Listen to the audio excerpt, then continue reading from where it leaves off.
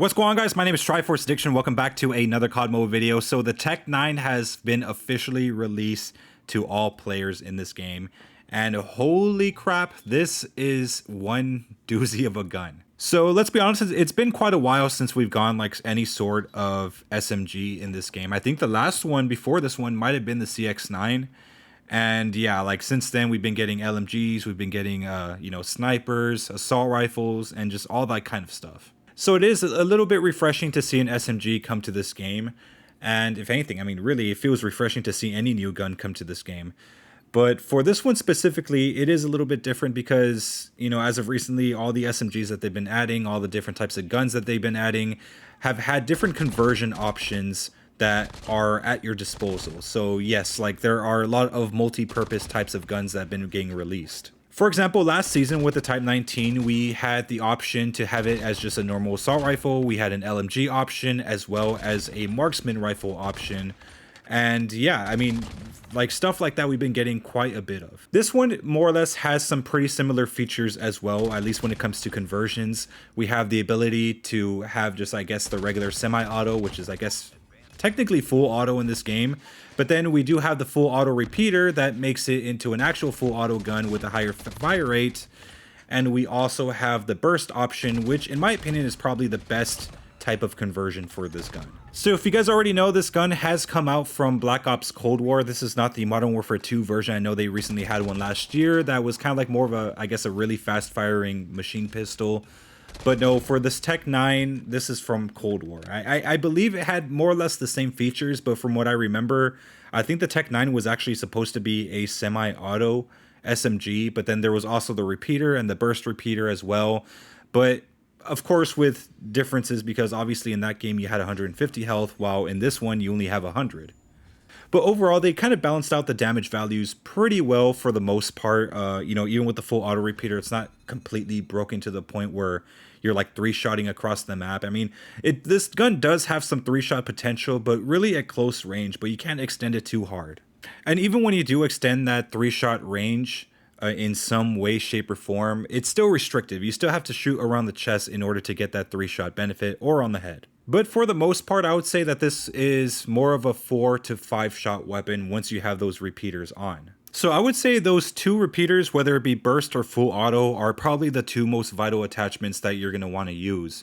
And as for everything else, I mean, obviously the barrel is another necessary attachment, but there is also one major downside with this gun. So as it goes for most Black Ops Cold War weapons, or even just any regular weapons, they usually do come with suppressors, whether it be monolithic, agency suppressors, light suppressors, all that good stuff.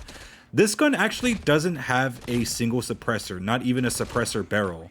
And from what I remember, this weapon in Cold War did have at least some sort of suppressor attachment.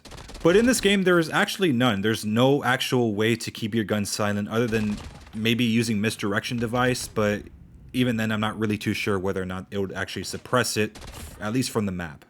As it goes for, well, I actually do want to talk about the barrels. So the barrels, we do have, I guess, kind of like the standard barrels for Cold War weapons, the reinforced heavy, the extended barrels, the task force barrels, all that stuff. I think really the only two good barrels I would say is probably either the reinforced heavy or the task force, of course.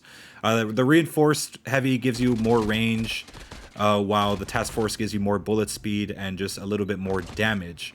The damage increase with the task force isn't that crazy. It's not going to make the gun like 3-shot from like a mile away.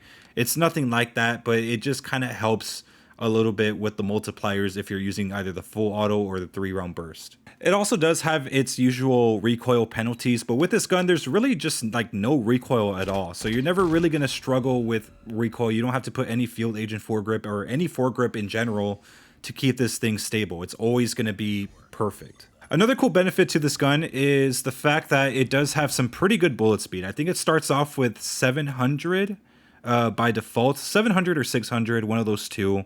And you could get it up to, I think, 1,080 meters per second, which is I think the highest bullet speed that we have for SMGs currently. Before, I think it was like maybe 900 at the very most, but yeah, we could actually go above 1,000. And this could really be beneficial for the burst repeater specifically because you could actually get pretty good long shot kills. This of course brings us to the camo challenges. So the camo challenges aren't really that hard. I would say maybe the headshot one's actually the hardest, but if you use like a red dot sight, you could probably knock them out pretty quickly. Of course, you know, the effectiveness with the range, especially with the 3-shot kills, to make those I guess headshots a little bit easier. You're really gonna have to be up close. There's not really a lot of ways to extend that 3-shot range, like I said. So yeah, getting headshots, I guess that's the reason why it's much harder for this weapon.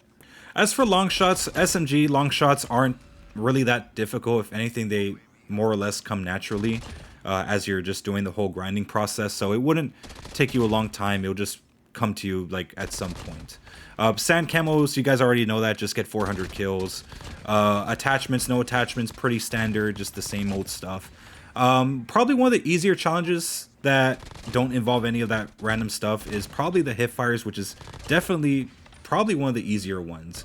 I say that because this gun by default, or even if you have some sort of laser, is really good with hip fire.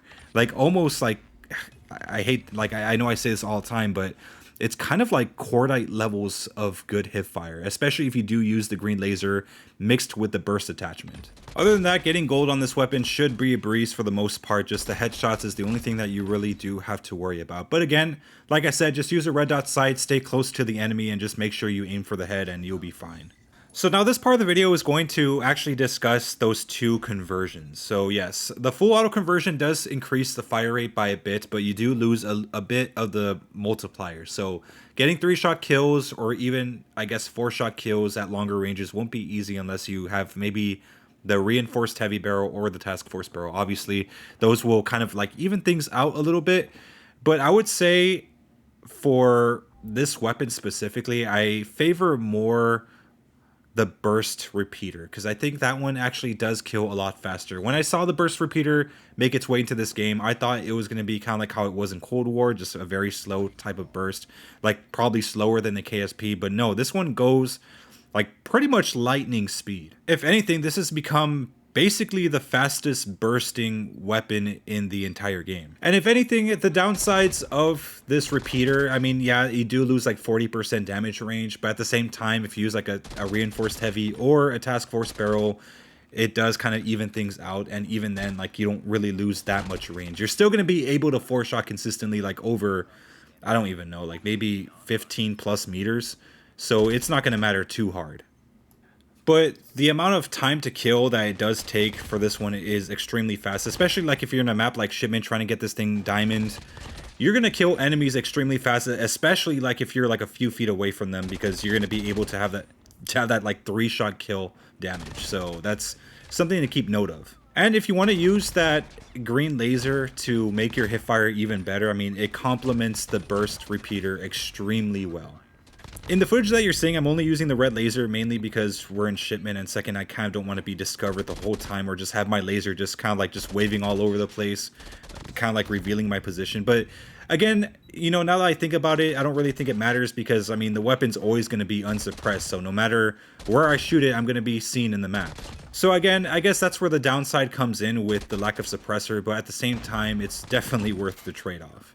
But anyways, that's all I have right now for the TEC 9. Obviously, when I get it diamond, I'm going to have a more, I guess, finalized impressions on the weapon, because of course, using it in Shipment isn't really going to, you know, tell whether or not it's going to be probably one of the better SMGs in this game. But I could tell you right now, based on how I've used it in high rise to get those long shots and just everything else done, I'm pretty sure it's kind of up there. But anyways, guys, I hope you guys enjoyed the video. Make sure you leave a like, make sure to subscribe for some more COD mode content. I'll see you guys next time.